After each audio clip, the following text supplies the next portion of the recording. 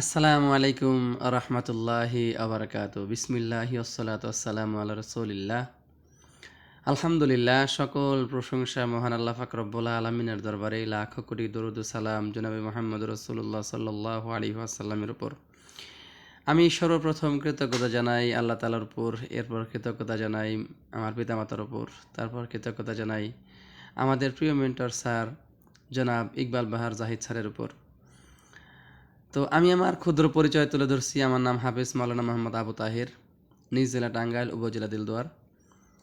ভালোবাসার ফাউন্ডেশনে যুক্ত আছি 27তম ব্যাচ থেকে। আমার রেজিস্ট্রেশন নম্বর 153510।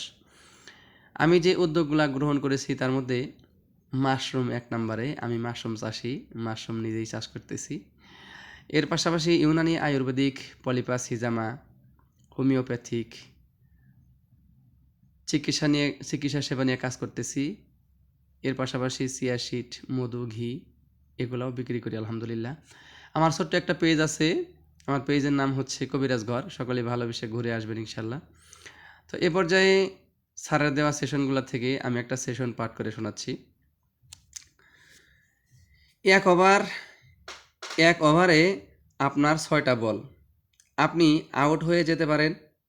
আপনি কোনো রান ছাড়া কোনোভাবে বেঁচে থাকতে পারেন। আপনি 1 রান করতে পারেন, বা 2, 3, 4 বা 5 রানও করতে পারেন। আবার প্রতি বলে 1 রান নিয়ে আপনি 6 রানও করতে পারেন। আপনি একটা ছক্কাও একটা 4 মেরে 10 রান করতে পারেন। আবার 4 বলে 4টা 6 মেরে 24 রানও করতে পারেন। 36 রানও সম্ভব। আপনি ঠিক করুন আপনি কি চান এবং নিজেকে কোথায় দেখতে চান। 1 বার বা 2 বার না পারা মানে এটাই জীবনের শেষ হয়ে যাওয়া বা হেরে যাওয়া নয়। ভাবুন, 50 ওভারের মধ্যে প্রথম ওভারের দ্বিতীয় বলটা আপনি মিস করেছেন। আপনার জীবনে খেলার জন্য আরও 298টা বল আছে। কোনো একটা পরীক্ষায় বা উদ্যোগে ফেল করা মানেই হেরে যাওয়া নয়। আসলে স্যারের দেওয়া যে সেশনগুলা, প্রত্যেকটা সেশন খুবই গুরুত্বপূর্ণ এবং কি শিক্ষণীয়। যে এখানে স্যার যে বিষয়টা বোঝাতে চাইছেন, যে একটা খেলোয়াড় সে যদি চিন্তা করে, ওই রকমভাবে সে যদি প্র্যাকটিস করে, বা সে যদি ওই রকমভাবে চেষ্টা করে, তাহলে সে 6 বলে 36 রানও করা সম্ভব। আবার কোনো রান ছাড়াই আউট হওয়া সম্ভব। আবার সে যদি চায় যে কোনো রান করবে না, শুধু দাঁড়িয়ে থাকবে, টিকে থাকবে, রান ছাড়াও সে টিকে থাকতে পারে খেলার শুরু থেকে নিয়ে শেষ পর্যন্ত। এখন সিদ্ধান্তটা হলো আপনার, লাইফ আপনার, সিদ্ধান্তটাও আপনার। আপনি কি করবেন? আপনার নির্ধারিত সময় আছে, এই সময়টা আপনি কাজ না করে অপচয় করে নষ্ট করবেন, নাকি আপনি এই সময়গুলা কাজে লাগিয়ে সফলতা অর্জন করবেন?